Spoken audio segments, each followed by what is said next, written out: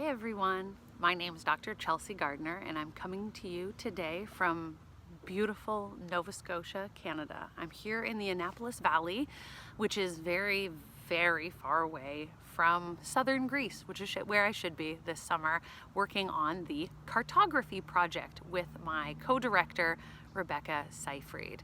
Now, I'm gonna tell you a little secret. The cartography project isn't actually a dig or an excavation, so I feel a little bit like a fraud talking to Dig Ventures about it, but I'm here today to convince you all that archaeology is so much more than excavating and digging in the ground, because there's lots of us out there who do projects like survey and remote sensing, and us like mapping projects.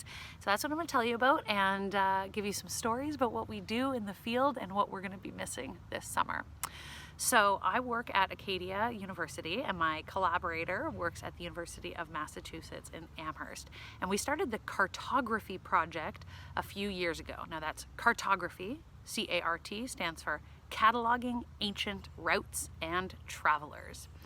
We both work in the Mani Peninsula, which is affectionately known as the middle finger of Greece, because if you can picture the Peloponnese, there are 3 peninsulas that jut down and Mani is the middle finger.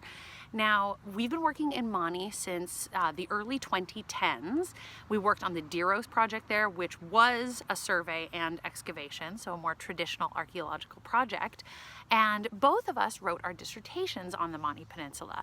We'd been working there for so long, we realized that our interests overlapped quite a bit, even though I work on classical antiquity from the Archaic through the Roman period of ancient Greece, and Rebecca works on the Byzantine and Ottoman periods. But with this huge diachronic approach, we can really understand the Mani Peninsula in its entirety.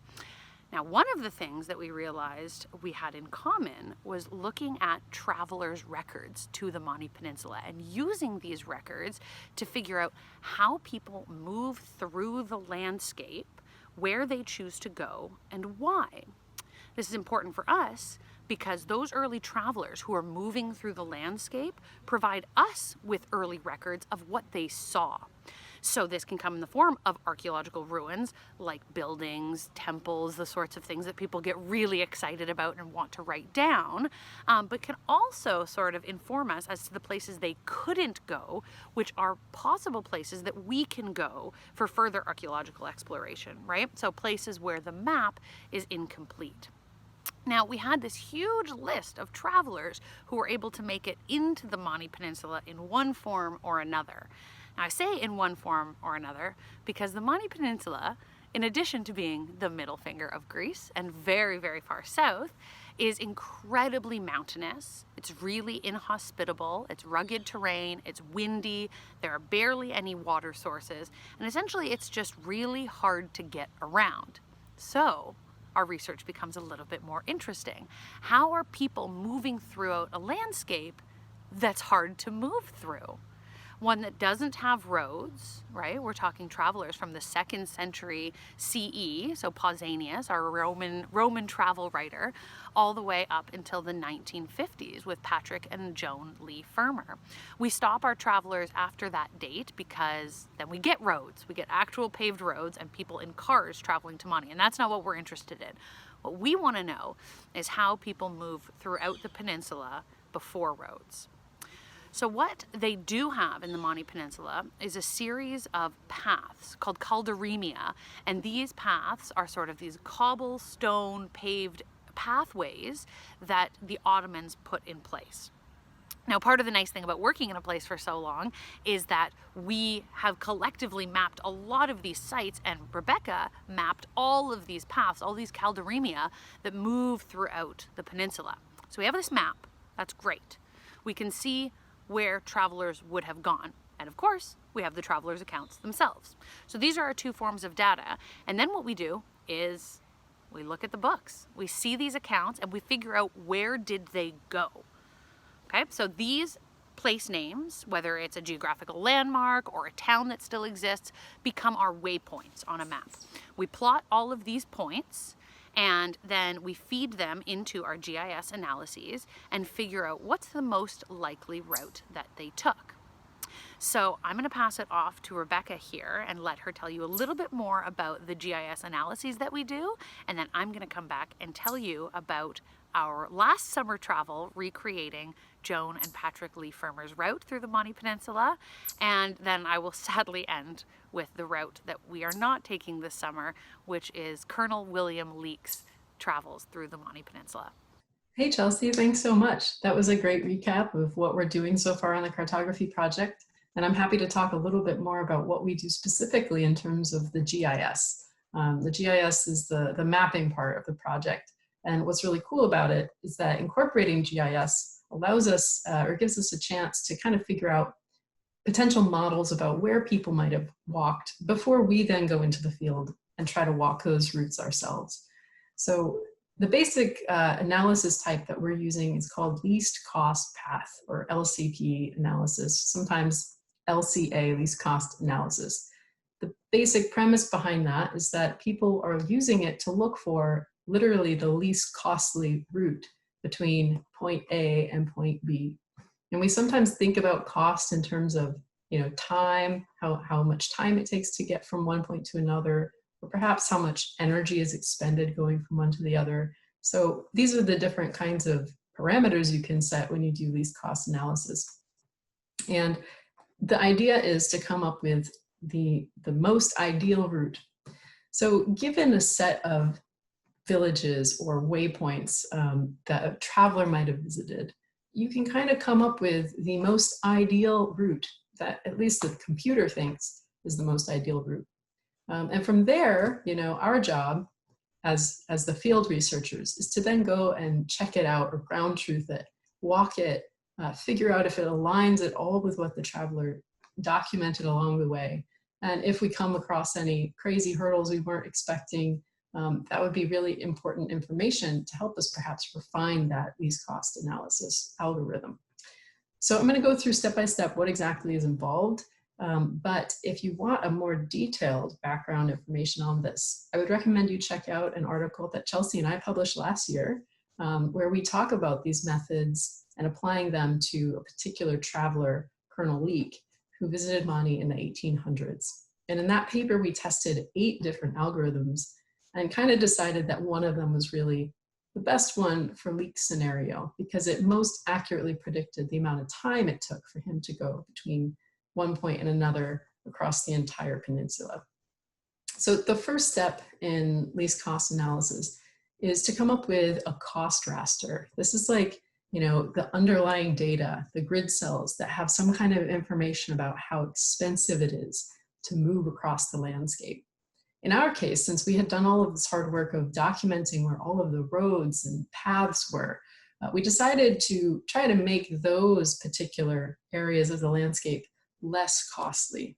And by contrast, if a traveler were to walk across parts of the landscape that didn't have a road or a path, it would be more costly. So this was our input cost raster. And this basically allowed us to run the analysis and, in a way, constrain the models to prefer paths rather than kind of the open landscape, which in Monty, if you take a look at some of those pictures that Chelsea provided, it's full of thorny bushes and dangerous rock walls that are always collapsing, let alone the spiders and snakes and so on. So walking across the landscape that's not on a path is really not ideal in this particular landscape. So that's really our rationale behind using the paths as a cost input. The second step, and this is the part of least cost analysis that people debate the most about. This is how you come up with basically the calculation of accumulated cost. So if you have an input point A and the traveler is going to point B, the computer is going to calculate, it's going to add up all of the cost that it takes to go across these different cells. So if they're following a path the whole way, it's not going to be super costly, but there is going to be some cost associated with gains and losses in elevation. This is kind of the most common way that archaeologists think about cost. It takes more energy to go uphill. And sometimes if it's a gentle slope, it doesn't take very much energy at all. But if there's a steep slope going down, it can also take a lot of energy. Anybody who's hiked up a mountain knows that coming down is not necessarily easier than going up it. And so there are many different algorithms that we can use in the computer to figure out and calculate the accumulated cost based on the elevation, based on the input cost raster. Now, the method that we have come up with that we think works really well in Mani is something called the modified Tobler. This is something that you can read about more in our paper. But basically, this is a time-based method, and it looks at the elevation, and it looks at our input cost, and it predicts a model, like a route, that one would go from point A to B. And the end result is a calculation of the amount of time that it would take in hours or minutes. And so we used this method and we applied it to Colonel Leake's route. And we came up with what were considered the least costly routes or models in between each of the points that he stopped at, and which he talked about in a book he published in the 1800s. And what we ended up with then was this really cool model that we intend one day to try to recreate. Leake traveled most of the route either on horse or mule. So we figure in order for us to really recreate this in an authentic way, we're going to have to do the same thing. And that was what we were supposed to be doing this summer, but we're going to have to table it. So today, though, we're talking a little bit more about Paddy Lee Fermer and his wife Joan, who also visited Mani. So we applied the same method to their routes as well. Only in that case, we were able to go on foot and recreate their routes. And we gathered data about how much time it took us to go between the points that we can then compare back to the models. So that, in a very quick nutshell, is what least cost analysis is, and how we're using it to model potential routes that the travelers are taking across the Mani Peninsula. I'll send it back to Chelsea. Thanks, everybody, and have a great day. Oh, you're back. I was just doing a little light reading. I mean, work, research for the cartography project. So I'm going to tell you about what we did last summer, recreating Patrick and Joan Lee Fermer's route through the Mani Peninsula. Now, I said before that we had our path network and our travelers' accounts, right? And Becky explained to you the way in which we can use GIS analyses to figure out the best route, the best, most probable route throughout the peninsula. There is one other thing that we needed to do. So while these accounts in published book format are great, they aren't the original diary entries that Patrick Lee Fermer made while he was in Mani. And this is true for any of our travelers, right? Usually people make notes, those notes, undergo a certain amount of transformations, and then they become the final published volume. So we actually went to Edinburgh, Scotland, and spent some time at the National Archives there, where the Lee Fermer estate holds the archives. And while we were there, we had the opportunity to look at Paddy's notebooks. And this was incredibly helpful because there was a lot of information in the notebooks that didn't make it into the final version of Mani. So now we have this additional resource for recreating the journey. So step one, use the books and the notebooks to determine our waypoints. Step two is going to be consulting the aerial imagery. So we pull up a variety of aerial images available from a variety of years, including before the roads, the paved roads were actually put in Mani. And you can see from the images the calderemia more clearly before the roads went in, obviously, because before the roads went in, the calderemia were still being used. People used these paths to get from point A to point B. They very quickly went out of use once paved roads went in. And then our step three was to ground truth. So we went to Mani and we bushwhacked through the wilds of the Mani wilderness and tried to figure out what the most probable route was that these people took.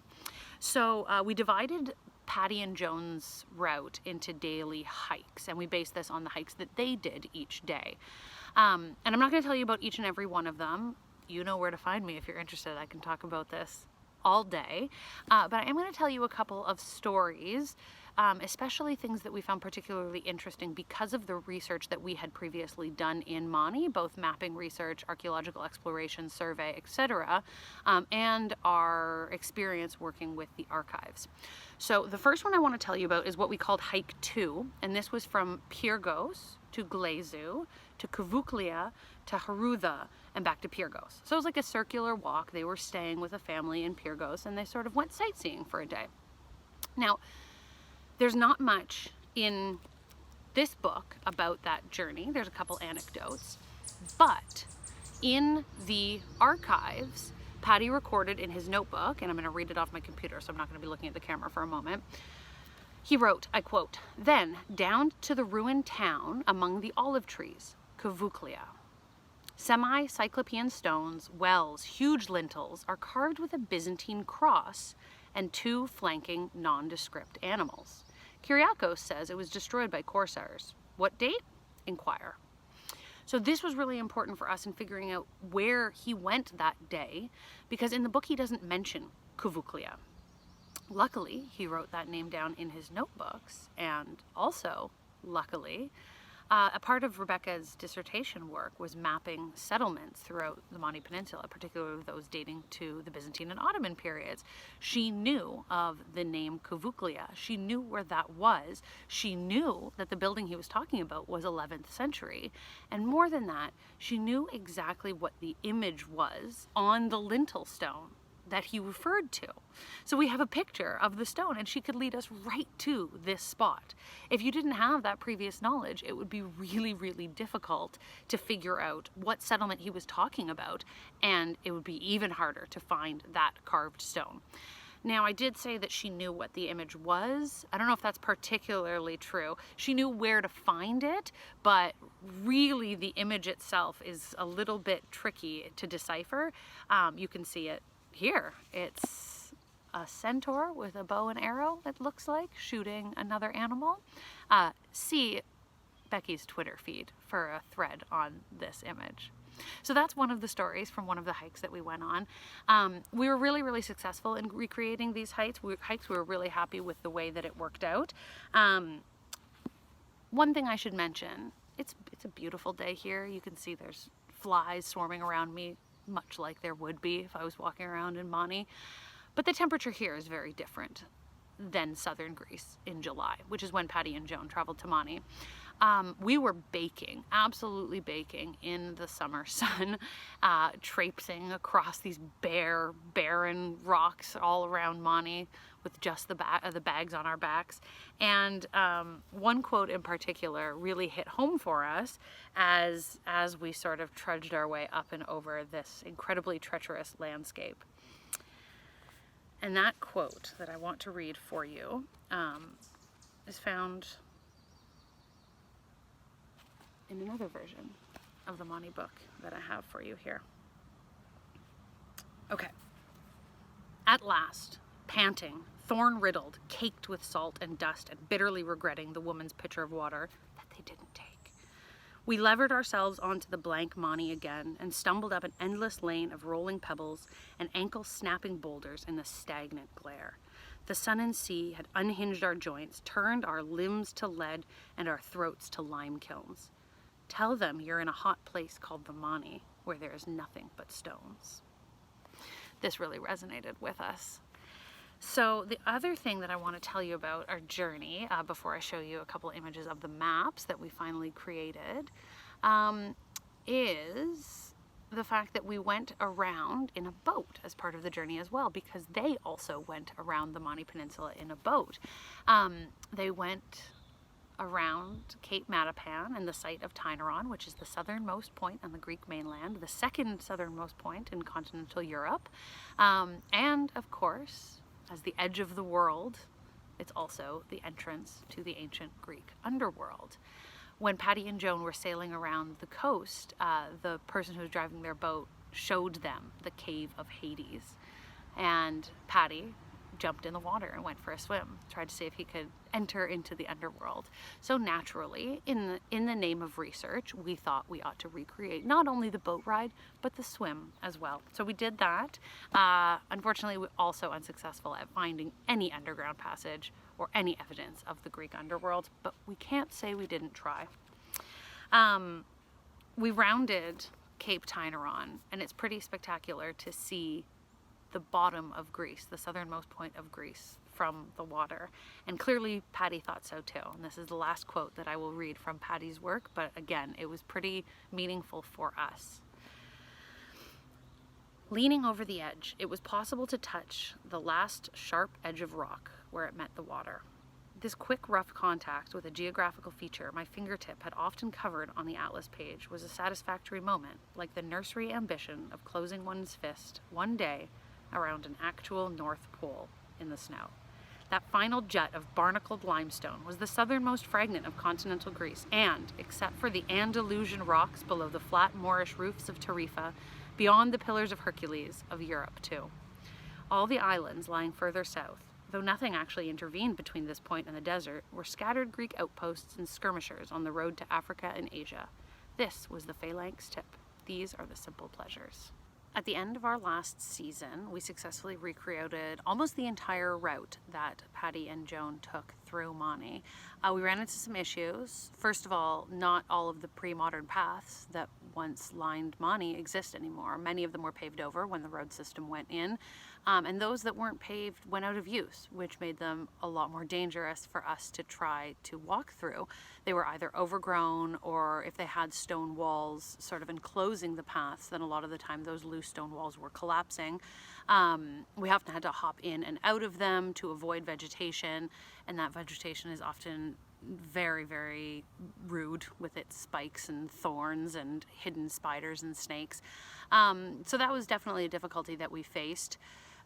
If the paths were paved, then we were forced to walk on roads, and then you face the danger of heat and, of course, cars whizzing by you. We only had one car, and it was just two of us. So if we had walked a particularly long path, we left our car where we started, and we often had to hitchhike back, which was pretty successful, I have to say. I wouldn't recommend hitchhiking in many places in the world, but in Mani it is quite safe, and it was overall a really good experience. So, as I mentioned, we were very successful with the exception of one tiny section of the path network that we simply couldn't justify recreating because the path itself had gone out of use and was essentially impassable. And it was on the side of a mountain, making it too dangerous for us to attempt. So you can see on the map the waypoints, and then the straight lines as the crow flies from each of these waypoints, and then the journey that we took based on studying the points, the books, the notebooks, all of the archives, the photos, and of course using ArcGIS methodology with the Path Network. So yeah, overall it was a wonderful experience, and we were hoping to go into the field this summer, as I mentioned, to recreate Colonel Leake's route. The last thing that I want to talk about last summer, though, was how important the other people around you are in making a field project successful. So we've been staying at the Hotel Panorama in Pyrgos Diru since we started working in the Mani, so in the early 2010s. And the family that owns the hotel has become like our family. We've known the children for a decade now, and this year, or last year I suppose, in 2019, the two daughters actually came with us to map out and recreate some of the journeys that the Lee Firmers took. So that was incredible for us. There also happened to be a guest at the hotel one day who overheard us talking and wanted to join. So why not? The more the merrier, we always say. And that's really what makes our project so incredibly special.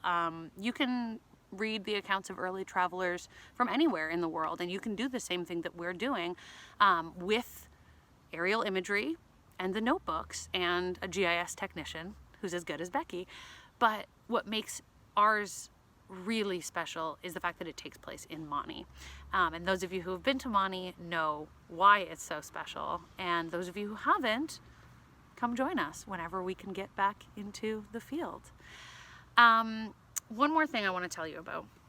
So this is a book that just came out on the photographs of Joan Lee Firmer, and when we were in the archives at the National Library in Edinburgh, we also studied her photos with the aim of recreating some of the photos that she took. The photographs themselves ended up being incredibly helpful in helping us figure out where the Lee Firmers were on their path, right? We could look at the photos, see what angle it was taken at, and figure out where in the landscape they stood over 70 years ago, which is pretty phenomenal. But we wanted to document the change in the landscape that has happened in the time between their visit and our visit. So we recreated over 50 of Joan's photos, and I can share with you some of the ones that have been published, and you can see what her photo looks like and then our recreated photo. Not all of these were taken at the right time of day. We did our best, but you can see sometimes there are some shadows that aren't quite in the right place. I'm gonna finish by telling you my favorite story and my favorite photo recreation, and it comes from the cover of this book. So this is the first American edition of Mani. So the girl on the front cover is Vasiliki, and they called her Vasilo. I want to tell you about her because Patty and Joan met this lovely young girl on an arduous, unplanned trudge up from the beautiful Bay of Porto Cayo at the peak of the narrow isthmus that marks the beginning of the southernmost promontory of Mani. So I told you that Patty and Joan took a boat tour, but I didn't tell you that their boat broke down. Well, it did. And they had really bad luck with a mule driver who overcharged them. They were exhausted and, as Patty says, in a rage when they ran into this young girl, Vasilo. But she, again, quote, befriended them with the solicitude of Nausicaa in their modern odyssey. His description resonates in the original cover photo of Mani. He says, she was a fair-haired girl. She climbed the path towards us, carrying a lamb slung over her shoulders and round her nape, fore and hind feet held in either hand in the manner of many archaic statues. Vasilo took them to Vathia, which was her village, where 68 years ago her family lived in the tallest tower. Her family welcomed Patty and Joan in, and some of their fondest memories are of Vasilo and her siblings. So while Rebecca and I were in Mani, we went to Vathia to try to recreate some of the photos because Joan's photographs of the architecture there are absolutely stunning. We went to a taverna and sat down. That's where you get all of the information you need to know in Greece and largely in the Mediterranean, is at the local taverna. So we asked a man who was there, and it turns out he was the proedros, the mayor of the town. And he also owned the taverna because, again, small towns in Greece. He gave us a coffee. We told him about the cartography project. Turns out he knew all about Patty, Joan, and Vasilo's family. He showed us photos of her siblings all grown up and told us about her life. She became Vasiliki Dracolaraku and had one child. From what we understand, her child didn't survive, and so she has no direct descendants in Vathia today. Her memory lives on in the pages of Patty's book and in Joan's beautiful photos. We actually had the privilege of paying Vasilo a visit in the cemetery above Vathia, which was an experience that neither of us will ever forget. So we recreated the photo of Vasilo on the promontory, the Matapan promontory above Marmari. And we did it with our friend and our hotel owner's daughter, Maria, who we've known since she was a young child. And we had the privilege of having her recreate this experience for us in this incredible place. So it's really hard to beat that. And last thing, I promise this will be the last thing that you hear from me as you go on to hear about, archaeological digs and not just these mapping projects. So we were asked, what is our dig bag secret weapon? I can't speak for Becky, but I have two. I don't know if that's cheating or not. Now, this is one. This is my hydro flask. One of my friends told me about hydro flasks in 2012, and maybe it was 2011, and guaranteed that ice would stay cold in a hydro flask. So ever since then, I've been a hydro flask convertee. I don't know if this is like product placement. I shouldn't be talking about this brand name so much. But in the baking sun of southern Greece, you must have a good water bottle, and this really does keep your water ice cold as long as you want it to be. And it's been all over with me. This is my second hydro flask because the other one has been completely destroyed in the mountains of Mani, and this one has some injuries already as well. But a water bottle is a water bottle, and I'm sure a lot of people are going to say that they would take a water bottle with them. But really, if you're going to be surveying Mani or mapping Mani, southern Greece in general, this is the most important thing you will have. No, it is not a walking stick. No, it is not a makeshift trowel. This, my friends, is a state-of-the-art spider stick, because while you are surveying and looking down, you will inevitably walk into the giant spider webs that are strung between the olive trees, and the spiders will panic and run onto your hat and maybe even onto your face. So you must bring your spider stick and swish it as you walk. This is very technical. Many, many years of training, lots of education goes into this. You swish this spider stick around, you get rid of those spider webs before you run into them. Dig bag, secret weapon. Thank you for listening. Reach out anytime if you have any questions about the cartography project, and hope to see you all in the field soon.